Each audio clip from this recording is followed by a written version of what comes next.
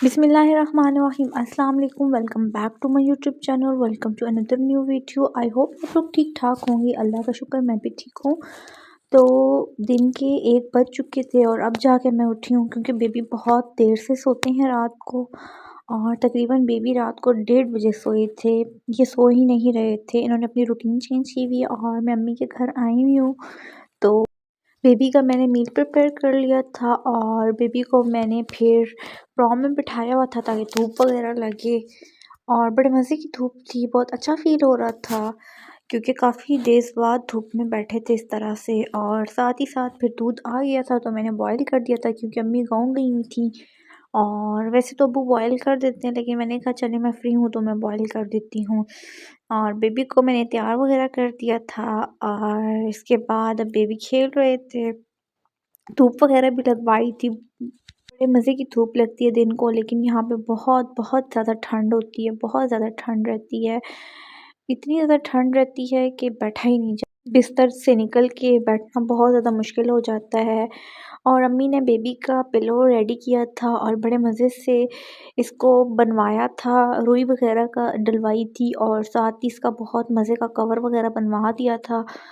तो बस यही होता है बेबी के लिए, जब भी जाओ कुछ ना कुछ बना हुआ ही होता है। और पहले इस तरह का एक पिलो अम्मी ने बनवाया था ये, क्योंकि मैं बाज़ार से भी काफ़ी ज़्यादा इनके पिलो वगैरह ख़रीद चुकी हूँ, लेकिन कुछ टाइम बाद वो बिल्कुल वेस्ट हो जाते हैं। तो ये रुई वाला जो पिलो है ये बहुत अच्छा ले रहता है, तो अम्मी ने बनवा के रखा हुआ था। तो अब ये मैं जब जाऊँगी तो अपने साथ ही लेके जाऊँगी।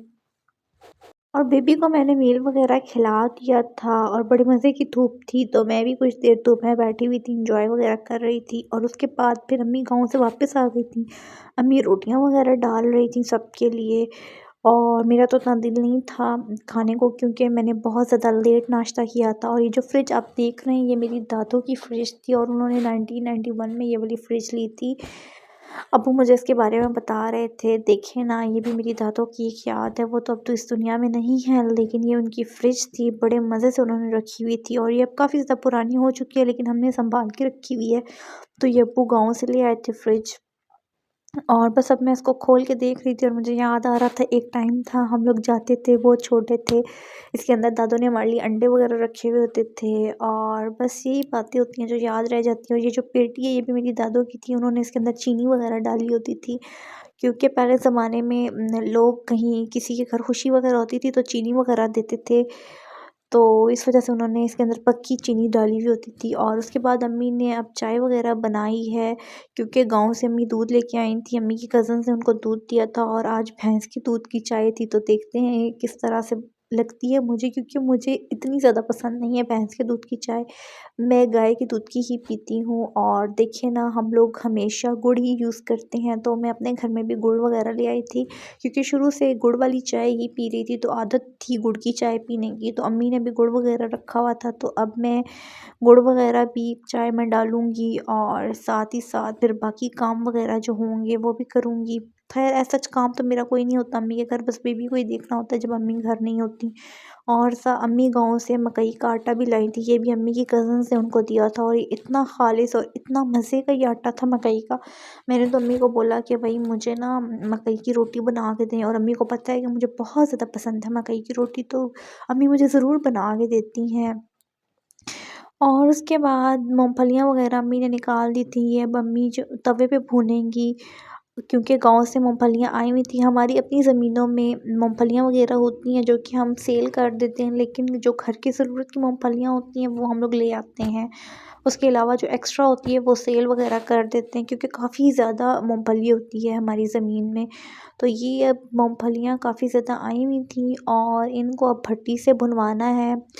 चूँकि अभी भट्टी पे दी हुई नहीं थी तो जो कुछ मूँगफली है खाने के लिए वो अम्मी तवे पे भून लेंगी और जो बाकी है वो हम भट्टी से बनवा लेंगे और फिर अम्मी हम बहनों को दे देंगी जो हमारा हिस्सा वगैरह होगा, क्योंकि अम्मी हमेशा हमारे लिए रखती हैं मूँगफली वगैरह। और मूँगफली तो हम लोग ऐसी खाते हैं ना कि जिसका कोई अंदाज़ा ही नहीं है, क्योंकि माशाल्लाह माशाल्लाह से हमारे यहाँ इतनी ज़्यादा मूँगफली होती है ना कि हमें फ़िक्र ही नहीं होती कि यार ख़रीद के लानी है, पैसों की ख़रीदनी है, वरना तो इतनी महंगी हुई हुई है मार्केट में। जिन लोगों की नहीं होती उन लोगों को पता है इसकी कदर क्या होती है। तो ख़ैर हमारे घर में तो जगह जगह पड़ी हुई होती है। तो फिर ये अब चूल्हा था जो कि मेरी भांजी का था, और ज़ाहिर है वो छोटी थी तो उसकी चीज़ें वग़ैरह अम्मी लोगों ने ली हुई थी, तो अब ये पड़ा हुआ था चूल्हा, तो अब भी अब्बू मुझे लगा के देंगे, फिर मैं इसमें बेबी को भी डाला करूँगी।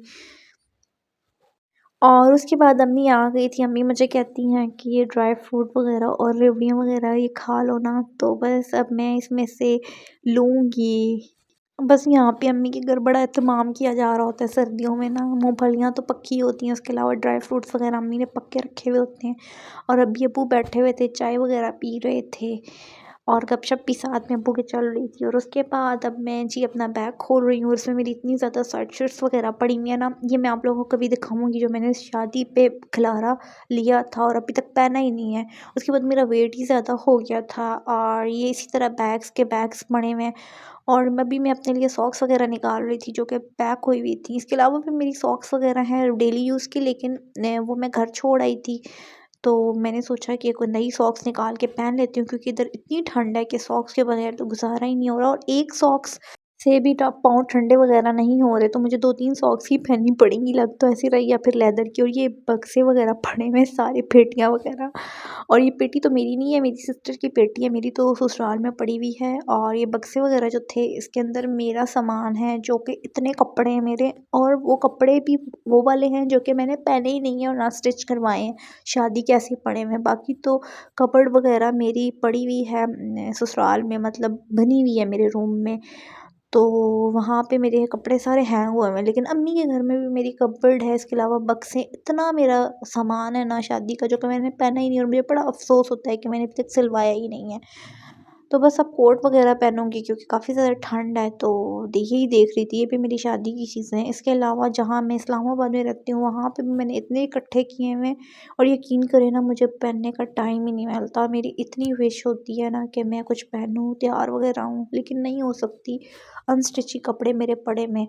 तो बस अब सॉक्स वगैरह मैं पहनूँगी, क्योंकि बहुत ज़्यादा ठंड वगैरह हो रही थी, और बेबी सोए हुए थे, तो बस मैं अब आके थोड़ी देर बाहर बैठूँगी, और मैं पिछली बैक साइड वाले सेन में बैठी हुई थी अम्मी के घर में। तो यहाँ पे देखें ना, सामने वालों ने मुर्गे वगैरह देसी रखे हुए थे, क्योंकि देसी अंडे आजकल मुश्किल से मिलते हैं, और इनके छोटे छोटे बच्चे हैं, तो इन्होंने अपनी घर के छत पे ही मुर्गे वगैरह पाले हुए हैं, क्योंकि मुर्गे की यखनी वगैरह ये बनाते हैं। इसके अलावा मुर्गियाँ वगैरह भी पाली हुई हैं, जिनके अंडे वगैरह होते हैं, ये अपने बच्चों को खिलाते वगैरह हैं।